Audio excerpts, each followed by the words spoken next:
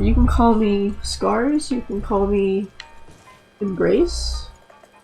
You can call me Hey, you look like you're 15, or hey, like I don't know if you're a boy or girl. I get that all the time. But yeah. Yeah, first game you ever played, it was King's Quest 1. It was back when you would have to type in the commands, so like if you wanted to like pick up the dagger, you had to type in pick up dagger. And it was frustrating when things were like time sensitive. Like there's this one quest, so you go into a well and you swim down and you find a cavern with a dragon to get the magic mirror.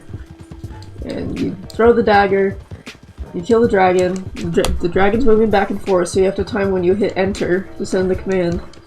And then when you're swimming back up, you had to, it was so specific to get back in the bucket. You couldn't, we tried like, get in bucket, or, you know, grab bucket, or jump in bucket, and all those wouldn't work. And then we drowned. You had to do climb rope. That's how you got back up in the bucket. So it was super fun, and the puzzles were pretty hard. Especially, you know, at my age, I was like 5. But it was super fun, and then I just played all the rest of them. And they're so, I love them so much. I was an only child, and it was me and my mom's single parent, and our grandparents. And so it was the 4 of us.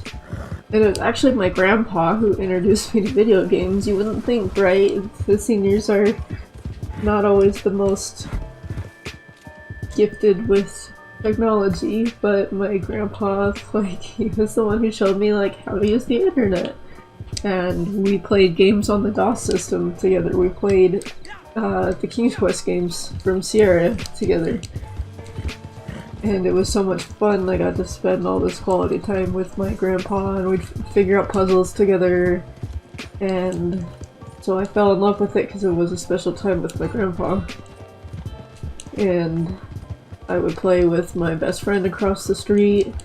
And I thought it was so much fun how it was like a movie, but you can like decide how they move and what happens.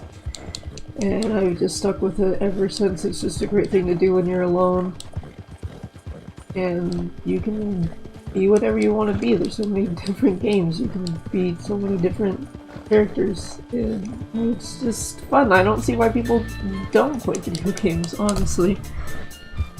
In college, the university I went to wanted us to do some kind of big project for us to graduate. They called it the Edge Project. But so for that, I was having a hard time deciding what I wanted to do. And I wanted to do something my grandma would have liked. And she had Parkinson's in her later years. And so my friend and I, we did a 5K for the National Parkinson's Foundation, and that was really fun, and it felt nice to be able to give something back to a good group of people that were gonna, you know, try to make things better with something that's personally affected me, and I've just kind of kept going with that. I really like being able to give something back. Honestly, my main goal with this is just to create more awareness for mental health. I typically stay around healthcare with the charities that I pick.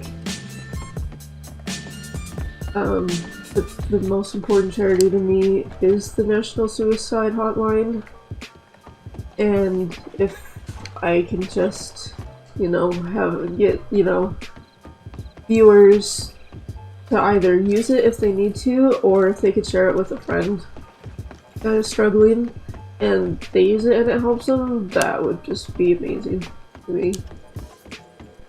That would be so cool.